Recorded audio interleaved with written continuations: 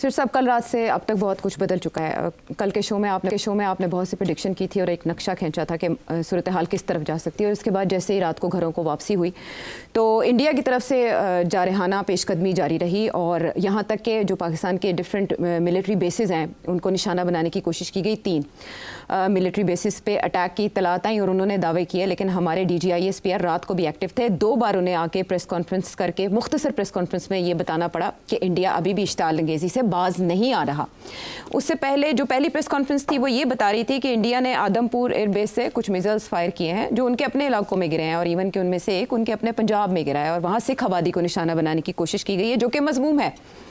اس کے بعد 3 بجے کے آس پاس, کیونکہ بے چین رہتے ہیں آج کل اور انڈیا پاکستان کی یہ کشمکش سونے نہیں دے رہی, بہت سے لوگوں کی نیندیں حرام ہیں, تو ایک اور پریس کانفرنس آئی جس میں انہوں نے یہ بتایا کہ انڈیا نے Nur Khan air base, Shorkot air base اور مرید ایئر بیس کو نشانہ بنانے کی کوشش کی جو کہ ناکام بنا دی گئی, اینڈ دیٹ واز انف. سبھی جگہوں پہ سوشل میڈیا پہ واٹس ایپ گروپس میں یہ سوال کیا جا رہا تھا کہ پاکستان کب اس بات کا بدلہ لے گا, اٹ از انف ناؤ. تو جاتے جاتے DGISPR نے بہت خوبصورت انگلش میں ایک جملہ بولا, انہوں نے کہا now just wait for our response, اور یہ کہتے ہوئے ان کے چہرے پر ایک عزم تھا. جس کے بعد 4 سے 4:30 کے درمیان خبریں آنا شروع ہوئیں کہ پاکستان نے اپنے بدلہ لینے کا آغاز کر دیا ہے, اور اس کے بعد DGISPR کا وہ بیان یاد آیا جو انہوں نے پہلی بار کہا تھا کہ جب پاکستان حملہ کرے گا تو انڈین میڈیا کو بتانے کی ضرورت نہیں ہوگی, پھر دنیا بتائے گی. تو سیٹھی صاحب دنیا نے بتایا, یہاں تک کہ برطانوی صحافی, امریکی صحافی, CNN کے صحافی یہ برملا اعتراف کر رہے ہیں کہ پاکستان نے کیا کیا. نک رابرٹسن بہت پرانا گھوڑا ہے, بہت نالجبل ہے, اس نے دنیا کے بہت سے کانفلکٹس کور کیے ہیں, is very very highly respected, بہت انڈیپینڈنٹ آبزرور ہے, رپورٹر ہے, and as I said very highly respected. اس میں جو اس نے موٹی بات کی ہے کہ انڈیا نے امریکہ سے کہا کہ سیز فائر کرائیں, دس از دا ٹیک اوے فرام دس. پہلی دوسری چیز اس نے یہ کہی ہے کہ پاکستان ریسٹرینٹ شو کر رہا تھا, مگر انڈیا نے جو 3 ایئرپورٹس کے اوپر حملہ کیا پاکستان میں in the early hours of the morning, اس کے بعد پاکستان نے پھر وہ فیصلہ کر لیا کہ اب کر دو, جس کا حوالہ آپ نے دیا کہ DGISPR 3 بجے کے قریب غصے میں اٹھ کے کہے کہ اب دیکھیں ہم کیا کرتے ہیں. اس وقت تک یہ حملے ہو چکے تھے. تو اس لیے میرا خیال ہے کہ دنیا کی نظروں میں پاکستان جیت گیا ہے, یہ فتح یاب ہو گیا, فتح یاب ہے. اور بڑی انٹرسٹنگ بات ہے, مجھے کچھ لوگوں نے کل پوچھا کہ آپ کا کیا خیال ہے کہاں تک جائے گی یہ بات, کیا ہوگا کیا نہیں ہوگا. اب یہ بڑا مشکل ہوتا ہے اس بات کے اوپر تبصرہ کرنا کہ you are not sitting inside the ring کہ کون انڈیا کے کیا پلانز ہیں کیا نہیں ہیں, مگر جو چیزیں نظر آ رہی تھیں جن کو اگر آپ اکٹھا کرتے تو کچھ نہ کچھ کہانی بنتی تھی.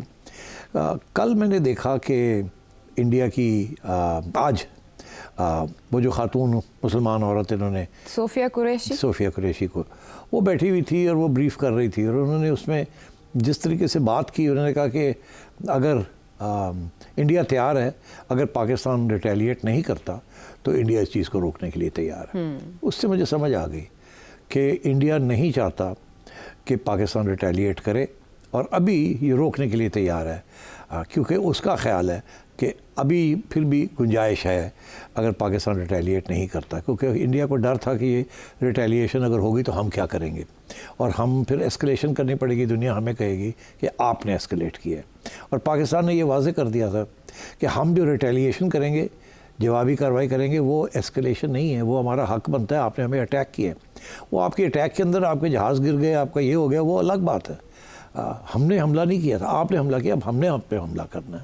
تو مگر آپ دیکھیں کہ پاکستان پورا ایک دن 2 دن چپ بیٹھا رہا ہے کہ اب کیا کریں کیا نہ کریں, اور کوشش یہی ہوتی رہی کہ انڈیا سمجھ جائے اس بات کو. مگر جب یہ اٹیک آئی ہے, اور یہ ضرور کہا پاکستان نے کہ ہم کریں گے مگر سوچ کے کریں گے, اور اس لیے انہوں نے موقع دیا سعودی عربیہ کو, امریکہ کو, ٹرکی کو کہ کوئی رول ادا کرنا چاہتے ہیں تو کریں, نہیں تو پھر ہمیں کرنا پڑے گا جو ہم کرنا جا رہے ہیں. تو میں یہ سمجھتا ہوں کہ پاکستان نے بہت اچھا کنڈکٹ کیا, اپنا ڈپلومیسی بھی اچھی کی ہے, اور آف کورس فائر پاور بھی بڑا زبردست طریقے سے ڈیمونسٹریٹ کیا.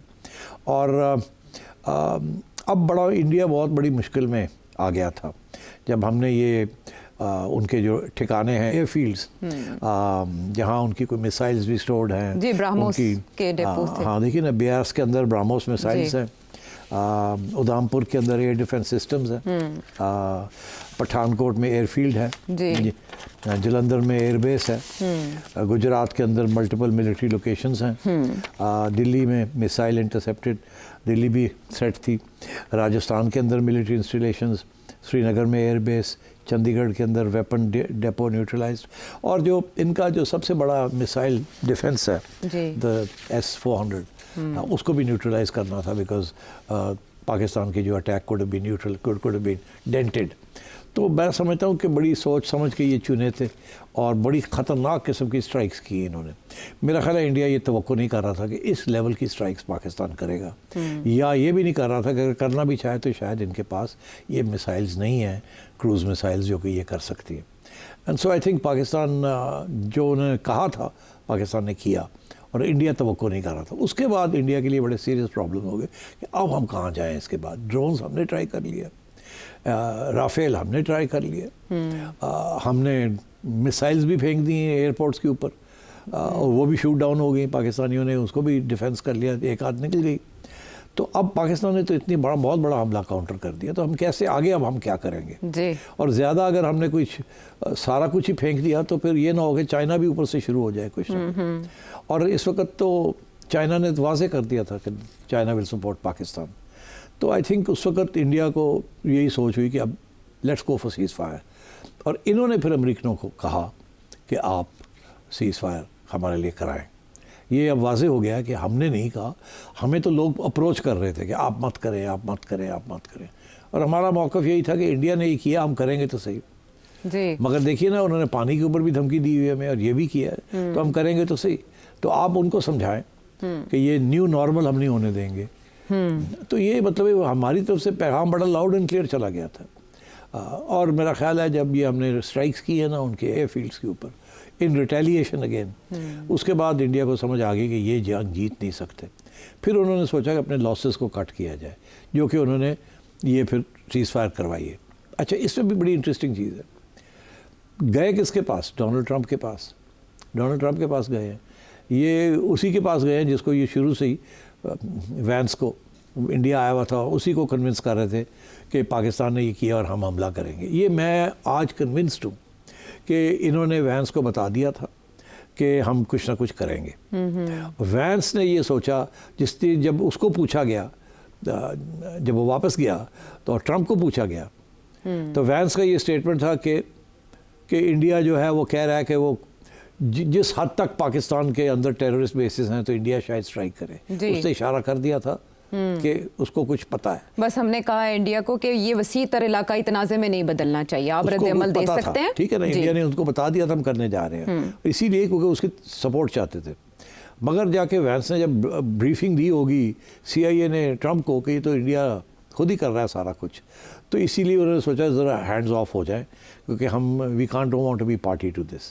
तो मेरा ख्याल है इसीलिए वो पीछे हट गए थे। फिर इस दफ़ा जब इंडिया ने इनको कहा कि आप प्ले अ रोल, तो फिर वो फ़ौरन कूद गए, कि उनको पता है उनके पास लेवरेज है, बिकॉज ईरान वाले भी आए और उसके बाद टर्की भी आया, और तो पाकिस्तान ने बात सुन ली, उनको अपना मौक़िफ़ भी बता दिया। सऊदी अरेबिया जो आया वो अमेरिका के कहने पे आया। अच्छा।